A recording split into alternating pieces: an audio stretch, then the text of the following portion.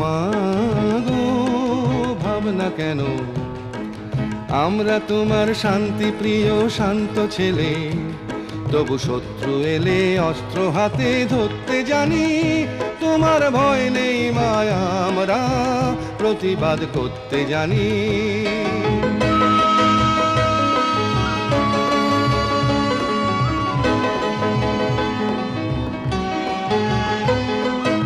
আমরা হারবো না, হারবো না, তোমার মাটি একটি কণাও ছাড়বো না।